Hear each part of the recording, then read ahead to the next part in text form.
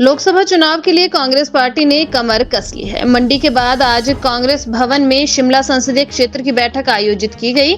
इस दौरान सत्ता संगठन के नेताओं ने एकजुटता के साथ चुनावी मैदान में उतरने का संदेश दिया। कांग्रेस प्रदेशाध्यक्ष एवं सांसद प्रतिभा सिंह की अध्यक्षता में आयोजित बैठक में मुख्यमंत्री ठाकुर सुखविंदर सिंह सुक्खू ने बतौर विशेष अतिथि शिरकत की। बैठक में संसदीय क्षेत्र से मंत्री, विधायक, पूर्व विधायकों के साथ ही वरिष्ठ नेताओं व अन्य पदाधिकारियों ने भाग लिया। इस दौरान सभी के सुझाव लेने के साथ ही चुनावी मुद्दों पर भी चर्चा की गई। विधानसभा चुनावों में बागी हुए गंगूराम मुसाफिर की घर वापसी हो गई। मुख्यमंत्री सुखविंदर सिंह सुक्खू ने कहा कि कांग्रेस ने हमेशा चुनौतियों का डटकर मुकाबला किया है। प्रदेश की विकट आर्थिक परिस्थितियों के बावजूद आपदा से प्रभावित लोगों की सरकार ने पूरी मदद की। आपदा के वक्त हिमाचल में भारी तबाही हुई, लेकिन इस दौरान ना तो केंद्र की भाजपा सरकार ने प्रदेश को कोई विशेष आर्थिक मदद दी और ना ही प्रदेश भाजपा के तीनों सांसदों ने राहत कार्यों में ही कोई सहयोग दिया। सुक्खू ने सुरेश कश्यप से पूछा कि आपदा के समय शिमला सांसद कहां छिपे थे। भाजपा ने ओपीएस सहित महिलाओं को देने वाले 1500 रुपए की राह में भी रोड़े डाले।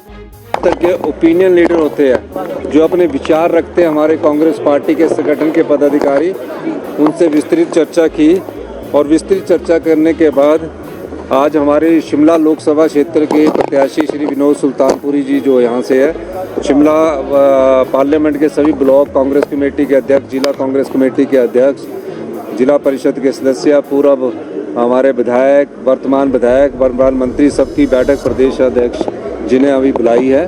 तो हमने उस बैठक में चर्चा करेंगे और चर्चा करने के बाद शिमला में, क्योंकि मंडी की रणनीति अलग होगी और शिमला की रणनीति अलग होगी, तो इस सिलसिले में इन बैठकों का दौर चल रहा है। हमारा ये मानना है कि 15 माह में हमारी सरकार ने आम जनता से जुड़े हुए लोगों के लिए कार्य किए, चाहे वो ओपीएस की बात है, और सबसे बड़ा कार्य जो हमने किया, जो महिलाओं के सम्मान में हमने प्यारी बहना योजना की शुरुआत 1 मई 2024 से स्पीति से की थी, फिर 25 फरवरी 2024 से लाहौल में की थी, फिर पूरे हिमाचल प्रदेश में की। उसमें चुनाव आयोग ने जो हमें फॉर्म भरने की अनुमति दी, हम चुनाव आयोग का भी धन्यवाद करना चाहते हैं। और जो भारतीय जनता पार्टी पहले ओपीएस को रुकवाने की कोशिश की, राजस्थान में इनकी सरकार जैसे ही बनी, हमने पहली कैबिनेट में ओपीएस दिया, इन्होंने पहली कैबिनेट में राजस्थान की सरकार ने ओपीएस वापस लेने की नोटिफिकेशन की। हमने 1500 रुपया अपनी प्यारी बहनों को देने की बात की है। हमने कोई 15 लाख रुपया देने की बात नहीं की थी कि सबके खाते में 15 लाख रुपया जाएंगे। हमने 1500 रुपये देने की बात की है और 1500 रुपया लाहौल स्पीति की सारी बहनों के खातों में चला गया है। और 2,37,000 महिलाओं का, जिनको 1000 रुपया पेंशन मिलती थी, उनके खाते में भी 1500 रुपया चला गया है। और जो फॉर्म भरे हैं, हम चुनाव आयोग से ये कहेंगे कि जो हमारी योजना है, ये किसान सम्मान निधि की तरह योजना है, वो सिर्फ 6000 रुपया देते हैं। हम हमारी प्यारी बहना जो 18 साल से ऊपर की उम्र पार कर चुकी है, उसे साल का 18,000 रुपया दे रहे हैं। ये ऑन गोइंग स्कीम है, इस पर किसी प्रकार की रोक भारतीय जनता पार्टी के कारण नहीं लगनी चाहिए। और भारतीय जनता पार्टी रुकवाने का काम करती है, चाहे वो ओल्ड पेंशन स्कीम है उसको रुकवाने का काम किया, चाहे 1500 रुपया है उसको रुकवाने का काम किया, चाहे आपदा में हमें जो स्पेशल रिलीफ पैकेज मिलना था, उसमें तीनों सांसद जो चुनकर गए हुए थे, उसमें हमारे सुरेश कश्यप भी चुनकर गए थे। हम उनसे ये भी पूछना चाहते, जो तीनों सांसद चुनकर गए थे, कि स्पेशल रिलीफ पैकेज को रुकवाने का काम अगर किसी ने किया तो इन भारतीय जनता पार्टी ने किया। क्योंकि जयराम ठाकुर जी ने जब प्रस्ताव लाया आपदा पर चर्चा का, और हमने बोला आपदा के प्रस्ताव के समर्थन में आप लोग खड़े होइए, तो वो खड़े नहीं हुए, पूरा विधायक दल बैठा रहा। और तीनों सांसदों से ये सवाल पूछा जाना चाहिए कि क्यों आप देश के प्रधानमंत्री और गृह मंत्री से एक मेमोरेंडम लेके हिमाचल के लिए स्पेशल आपदा राहत पैकेज के लिए क्यों नहीं मिले। इस सवाल का जवाब ये सांसद सुरेश कश्यप दे कि आप ये बताइए, जब प्रदेश की सबसे इतिहास की सबसे बड़ी तबाही का मंजर था, तो सांसद सुरेश कश्यप जी कहाँ छिपे हुए थे? भारतीय जनता पार्टी के जो विधायक दल के नेता वो कहाँ छुपे हुए थे?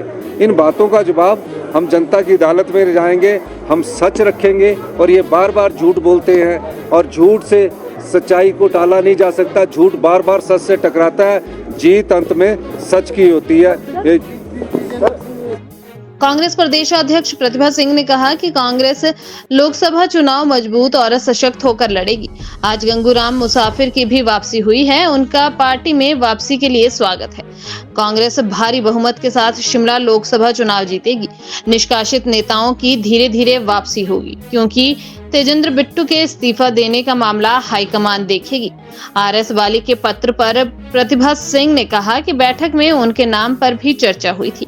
बाकी सभी टिकट कुछ घंटे में फाइनल हो सकते हैं। देखिए, ये तो सर्वविदित है कि हमारे 4 लोकसभा के चुनाव होने जा रहे हैं और उस संदर्भ में पार्टी बिल्कुल सशक्त और मजबूत होकर अपने कदम आगे बढ़ा रही है।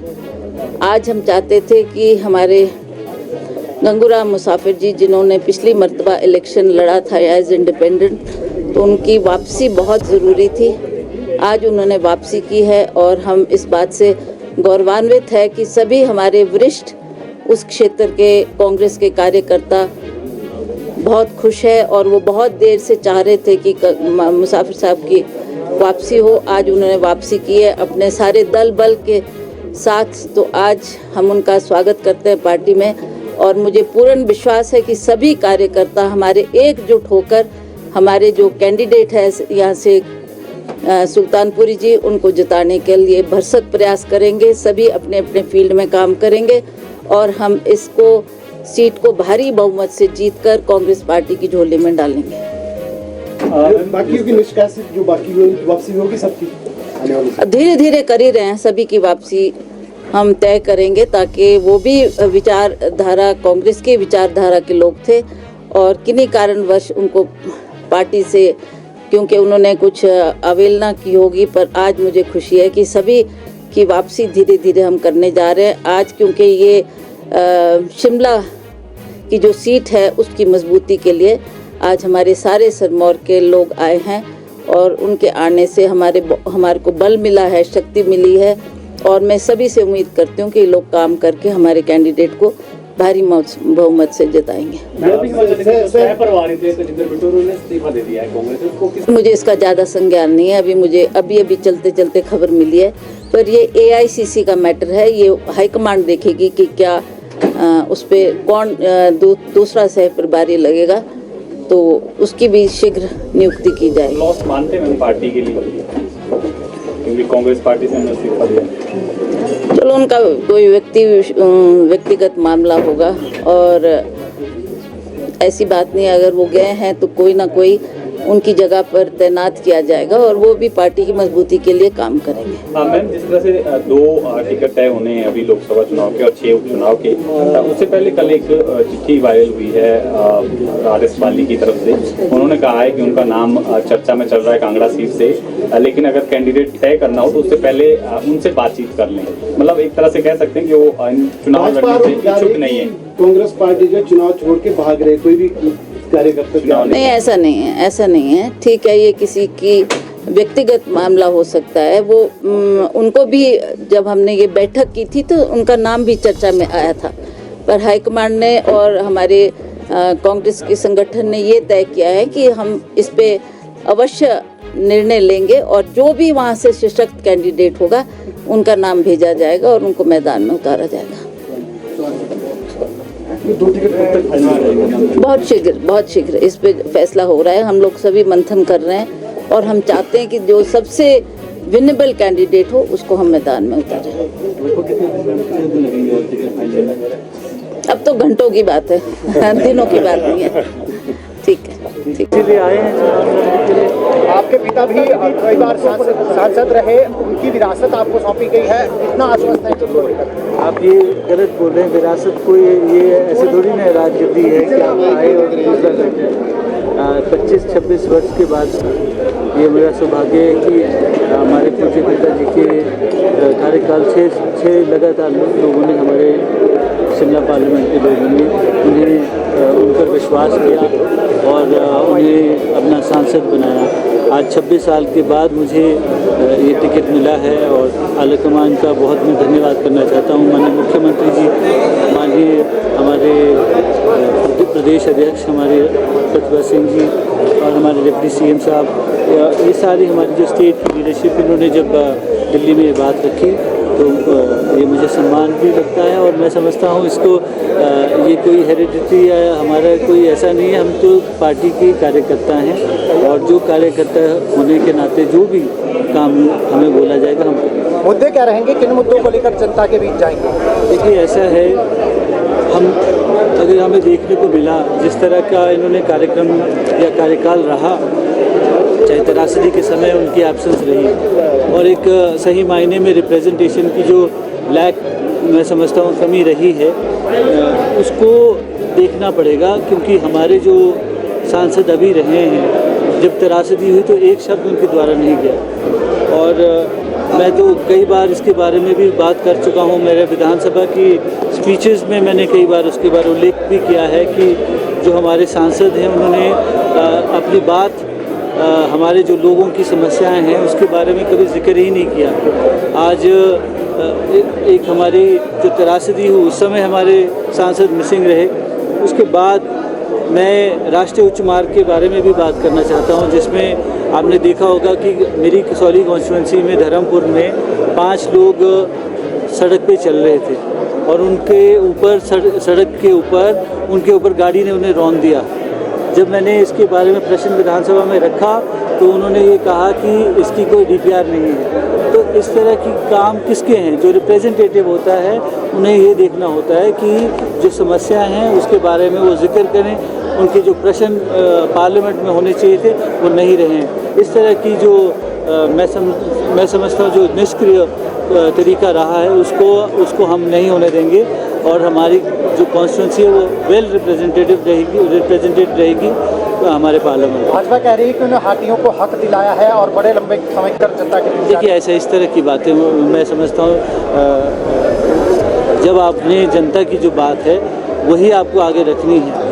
अगर उनकी कोई समस्या है या कोई भी इस तरह की बातें हैं, ये उनकी जिम्मेदारी बनती है, वो कोई भी हो। मैं समझता हूँ एक रिप्रेजेंटेटिव होने के नाते जो लोगों का मत होता है उसके बारे में आपको चर्चा करनी होती है। इसके लिए क्रेडिट लेने की कोई ज़रूरत नहीं होती। वहाँ पे हमारी डिस्कशन हो रही है, हमारी जो लीडरशिप है पूरी शिमला पार्लियामेंट की वो यहाँ पे उपस्थित हुई है। डिस्कशन होगा और जो हमारा टूर प्रोग्राम है वो फाइनलाइज होगा। और जिस तरह की यहाँ पे बातें आ रही हैं, हमें अपने इलाके को कैसे आगे ले जाना है इसके ऊपर हम पूरा मंथन भी कर रहे हैं। और जो इसमें कमी रही है पिछले, मैं समझता हूँ जो हमारे रिप्रेजेंटेटिव एज MP रहे हैं उन्हें बहुत बड़ा मैंडेट मिला था, पर मुझे लगता है उन्होंने अपनी बात सही तरीके से पार्लियामेंट में नहीं रख पाए। इस तरह का जो गैप है वो नहीं रहेगा और निडरता से शिमला पार्लियामेंट की बात रखी जाएगी। सर आपके पिताजी काफ़ी 6 बार यहाँ से सांसद रहे हैं, तो क्या फिर से कांग्रेस पार्टी वापसी है जी? वापसी हो पाएगी कांग्रेस की शिमला पार्लियामेंट में? क्यों नहीं होगी, बिल्कुल होगी।